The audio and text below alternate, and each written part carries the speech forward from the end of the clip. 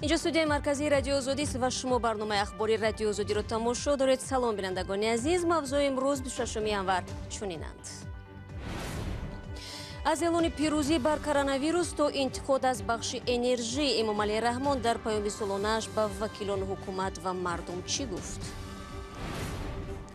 نمازگزاری تنها با نقاب و رعایت فاصله اجتماعی، مسجدهای تاجیکستان برای قبول نمازگزاران آماده میشوند.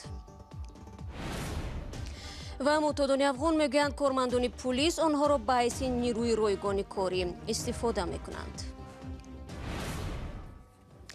در تاجیکستان شروع از ماه سپتامبر سال جاری اندازه ادرار پولی و استیپندیای دانشجویان 30%، نفقه کودکان مایو 20% و مایوبان گروه یکم 50% بالا برداشته می شود. در این باره امروز پرزیدنت امامعلی رحمان ضمن ارائه پیام سالانه به پارلمان کشور به حکومت دستور داد. به تاکید رئیس جمهور، این اقدام شرایط اجتماعی قریب 100,000 نفر شهروندان آسیب پذیر را بهتر می کند. عین زمان اندازه میانه نفقه مایوبان 289 سومانی و 67 درم است. منراجع یوسفی و شهلای عبدالله نکات دیگری پیام سالانه پرزیدنت تاجیکستان را برایمان میگویند.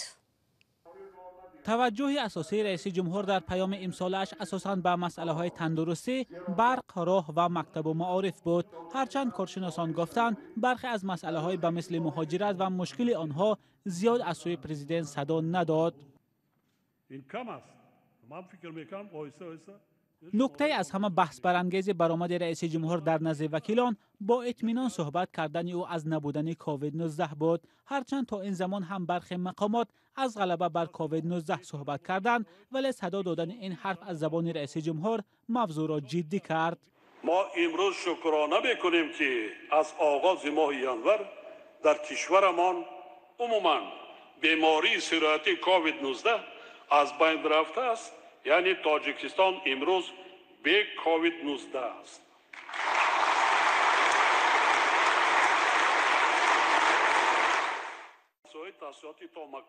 رئیس جمهور با وجود آنکه که از نبود کووید 19 در کشور صحبت کرد، ولی از ساکنان خواست قاعده های بهداشتی را رعایت کنند. متخصصان به آماری رسمی شبهه دارند و میگویند مقیاس گرفتاری و تلفات از کرونا ویروس نو به مراتب بیشتر از آن است که وزارت تندرستی اعلان میکند. نکته مهم دیگری برآمد رئیس جمهور در نزد وکیلان انتقاد شدید او از نظام انرژتیکی کشور بود. امامعلی رحمان گفت برق در تاجیکستان بسنده است، اما تلفات از آن خیلی زیاده است. مشکل برق در تاجیکستان یک از کمبودهای اساسی گفته می شود که انتقادهای زیاد را در برابر حکومت به میان آورده است. هرچند مقامات هنوز سال 2017 گفته بودند که لیمیت برق مالی تعریق شده است، ولی سال گذشته در کشور دوباره لیمیت جاری شد. سال 2021 در میقات سیاره از لحاظ تأمینات به آذوقه‌واری یکی از ساحه‌های وزین و حتی هلاکتبار در 100 سال اخیر می‌گردد. رئیس جمهوری تاجیکستان امسال نیز درباره ذخیره 2 ساله خوراکواری در هر عائله گفت و پیشنهاد کرد که کشاورزان در سال روان از اندازه یگانه برای زمین آزاد کرده شوند. در رابطه با مهاجران امامعلی رحمان زیاد تمرکز نکرد و تنها گفت امسال 80% مهاجران نتوانستند از کشور بیرون روند. رئیس جمهور از آن تفسیر کرد که این نفران در داخل کشور جای کار پیدا کردند، هرچند بسیاری از مهاجران از وضع بد اقتصادیشان شکایت دارند. موافق مقصد می بود که با برابری تاکید نمودن این حالت با امتیاز و شفافیت و رقابت سالم با مقصدی به وجود آوردن زمینه های حقوقی و مورد عمل قرار دادن قانون های تکمیل شده متوجه می شد. همساله رئیس جمهوری تاجیکستان در پیام سالانه خود به هر دو پلات پارلمانی کشور هدفهای کوتاه مدت و دراز مدت دولت تاجیکستان را شرح می دهد. نه همیشه این پیام ها بیانگر وضع واقعی دانسته می شوند و به گفته ساکنان نه همه نقشه هایی که در پیام اعلان می شوند به اجرا می رسند. در همین حال محیدین کبیری رئیس پیمان ملی تاجیکستان یک ائتلاف سازمان‌های مخالف روز 26 ینوار در یک پیام ویدیویی به رادیو آزادی گفت نطق امسال پرزیدنت رحمان تکراری بود و در آن هیچ اشاره به رعایت حقوق بنیادی و آزادی مردم نشد. و یک نکته بسیار مهم از نگاه ما البته مخالفین تاجیک این است که هیچ اشاره به بهتر کردن آزادی‌های مردم نبود، نه برداشتن محدودیت‌ها در آزادی دینی، آزادی‌های مطبوعات و آزادی‌های عمومی سیاسی مردم کشور هیچ اشاره نشد. این بیانگر آن است که رحمانوف در آینده نزدیک هم هیچ برنامه برای بهتر کردن وضعیت آزادی‌ها و حقوق مردم در کشور ندارد، اگرچه خودش خوب می‌داند که تاجیکستان در این چند سال اخیر چقدر در مسئله آزادی بیان، آزادی دین و آزادی مطبوعات پایین رفت و متأسفانه هیچ اشاره در این نبود. солҳои ахир ҳукумати Эмомалӣ Раҳмонро созмонҳои байналмилалӣ барои саркӯби мухолифин ва беэътиноӣ ба ҳуқуқи инсон таъқиб мекунанд. Зимнан дар паёми солонаи Эмомалӣ Раҳмон ба мавзӯи фаъолияти масҷидҳо дар Тоҷикистон низ дахл шуд ки барои қабули намозгузорон омода мешаванд. масъулини масоҷиди ҷомеъ ва панҷвақта мегӯянд намозгузорон бояд чанд қоидаи беҳдоштиро ҳатман риоя кунанд. дар бораи тайёрии масҷидҳои кишвар ҳамкорони мо Сарвинози Рӯҳулло ва Барои Юсуфӣ гузориш медиҳанд. пӯшидани ниқоби тиббӣ, безарар гардонидани дастон ва пойпӯшҳо, нигаҳ доштани масофаи иҷтимоӣ ба ҳангоми намозгузорӣ аз шартҳои ҳатмии ворид шудан ба масоҷиди Тоҷикистон аз ин ба баъд аст. масъулони масҷиди Қора Миршикори ноҳияи Синои шаҳри Душанбе аз чанд рӯз ба ин сӯ ба қабули намозгузорон омодагӣ мегиранд. маводи кофии безараргардонӣ, ниқоб ва ҳароратсанҷ дар ин масҷидро таъмин кардаанд. аз ҷумла ки масҷиди мо ки масалан дар болош масад кушода аст, ҳатто ҳамин дина хеле барфҳоро ҳам берун кардем ки як шояд барои намозгузорӣ танқидси нашкашад ва уҷа зикр шуда буд ки масад фосиларо риоя карда шавад. масҷидҳои мо ки албатта масҷидҳои ҷомеъ ҳастанд, риояи фосила мушкилтар аст, ба он хотир ҷобаҷогузории намозгузорро аз бигем ҳози сар карда аз ҳамин рӯз мо ҳаракат дорем ки то ки мардум танқисӣ нашавад. имомхатибон аз намозгузорон даъват мекунанд ки бар изофаи риоят кардани қоидаҳои беҳдоштӣ агар намозгузорон бо ҷойнамозҳои худ ба масҷид биёянд дар ин шароит беҳтар аст. ҳатто таъкид кардем ки ҳамун пойафзола силансиҳое ки таҳорат мекунанд ба онҳо дигар навиёнд, худшон ҳар кас пои худшон ва сарчоқҳои масалан яккаратаки барое ки бо ду кас масад истифода набаранд ва хоҳиш мекунем бо аз ҳамун касоне ки масад ба масҷид меянд таҳорат хубтар мешавад ки дар хонаҳои худ таҳорат кунанд ва ҳамун ҳадисҳои расули худо саллаллоҳу алайҳи васалам аст ки касе агар дар хонааш вузӯ мекунад ва ба масҷид қадам мезанад, иншоаллоҳ ки ҳар қадами ӯ савобу аҷр дорад. намозгузорон аз боз шудани дари масҷидҳо пас аз 9 моҳ истиқбол карда мегӯянд дар идома боз мондани масоҷид ба рафтори намозгузорон бастагӣ дорад. аввалаш барои мардум ин ҳамаш чӣ эҳтиёт кунанд, қоидаҳоро риоя кунанд. ҳамин давлат ки чӣ гӯ ҳамин давлати вайш набурояд ки ҳамин баъд иншоаллоҳ ҳамаш нағз мешавад. раиси ҷумҳури Тоҷикистон Эмомалӣ Раҳмон низ дар паёми солонааш ба ҳарду палатаи парлумон шартҳои дубора баста нашудани масоҷиди кишварро эълон кард. масҷидҳоро вай кардан штаби ҷумҳуриявӣ, лекин нами эҳтиёт карданда кор. масалан намозҳои ҷумъа эҳтиёт карданда кор. эҳтиёт ними ҳаёт. қоидаҳои ҷамъиятӣ беҳдоштиро ҳатман риоя кунанд. риоя намекунанд, ва ин масҷид кор намекунад. ин ҳушдор дар ҳоле дода мешавад ки мақомоти кишвар гуфтанд 2 ҳафтаи ахир дар Тоҷикистон сирояти коронавирус ба қайд гирифта нашудааст. пас аз хуруҷи ҳамагирии коронавирус дар ҷаҳон моҳи марти соли гузашта барои 2 ҳафта дари масҷидҳо дар Тоҷикистон баста шуд. баъдан боз карданд ва аз 18 апрел тақрибан 9 моҳ масҷидҳо дар Тоҷикистон фаъолият намекунанд. ҳоло дар Тоҷикистон ҳузури 4000 масҷидҳои ҷомеъ ва панҷвақтӣ сабти ном шудааст.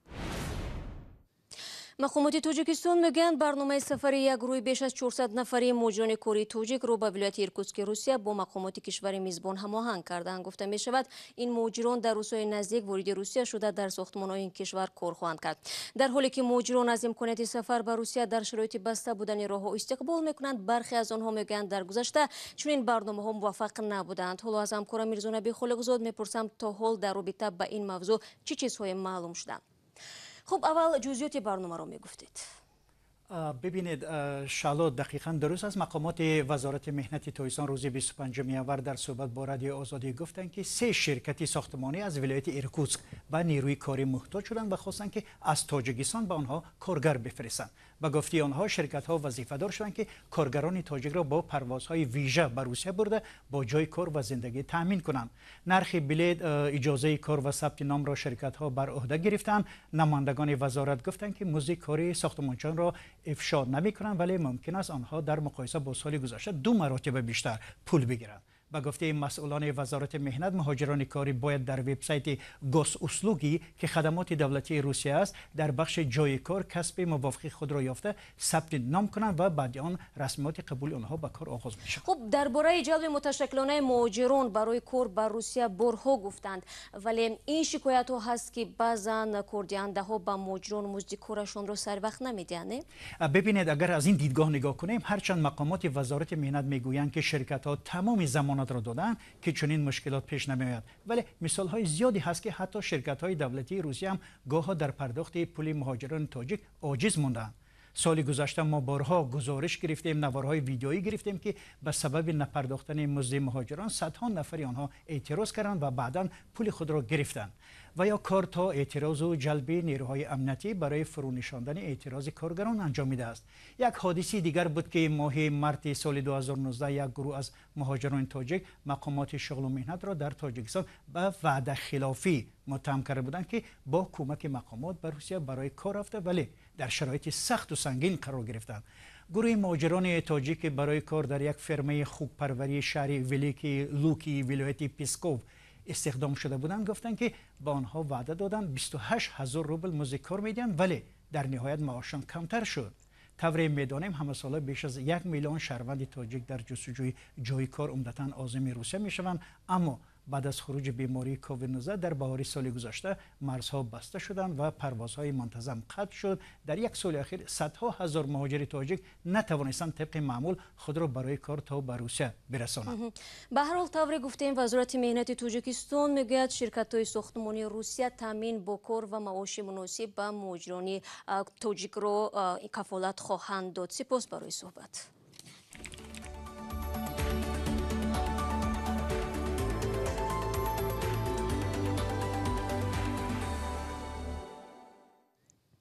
برنامه خبری رادیو آزادی رو ادامه میدهم. در یکی از ولایت‌های افغانستان معتادان از بدرفتاری در نسبتشان شکایت میکنند. گروهی هم میگویند از جانب کارمندان پلیس مجبوراً کار فرموده میشوند و در عوض برایشان 1 تنگه هم نمیدهند. طاهری سفر در این باره گزارش میدهد. زلمه 3 سال باز معتاد مواد مخدر است. شب و روز را روی جاده ها و یا ویرانه های قلعه فریدون مرکزی ولایت فرح سپری می کند. می گوید که پلیس را مجبوراً به کارهای گوناگون جلب می کند، اما در عوض پول هم نمی دهد. دولت میاد 4 تا 5 تا جوان میگیره میزنه، گرد مردم سیمونو زیر لغتا زیر کنداغا مین تا شم کار منو شم پس یادم منو میگو برو هر غلطی که نمینی بکن. ویرانه های قلعه فریدون در مرکز شهر فرح یکی از مرکزهای اصلی تجمع نشمندان است. در اینجا معتادان آواره‌گرد و بیخانمان زندگی می کنند. محمد هاشمی 36 ساله یکی از آنهاست. 5 فرزند دارد ولی ماهاست به خانه نرفته است و از حالی آنها هم خبری ندارد. میگیره سر کار میبره، 2 روز 3 روز خیلی کار میکنه، هیچ نمیدونه، پول میدونه مثل غذا همینجا میدونه، چی میده به زور. و گفته گروه از این معتادان ماموران پلیس آنها را اکثرا در داخل بیناهای نظامی و دور از چشم مردم مجبوران کار می‌فرمایند. اما فرماندهان پلیس فرح میگویند ادعاهای نشمندان بی اساس است. معتادین مواد مخدر ادعا کردند که گویا پلیس آنها را به زور به پست ها برده و بالایشان کار میکند. ما این ادعا را کاملا رد میکنیم. در ولایت فرح در غرب افغانستان که 1 میلیون اهالی دارد، حدود 50,000 معتاد به سر میبرند. دوستان عزیز، فرصت برنامه ما اینجا به پایان میرسد. اخبار از این بیشتر چون همیشه میتوانید در سامانه رادیو آزادی زیر نشانی www.ozodi.org بخوانید و نوارها را در صفحه آزادی ویدیو در یوتیوب تماشا کنید. همچنین ما در شبکه‌های اجتماعی صفحه خود را داریم، از آنجا نیز میتوانید استفاده ببرید. یادتان نرود فردا شما را با خبرهای تازه منتظر خواهیم بود. تا آن دم خود را احتیاط کنید و خدا نگهدارت.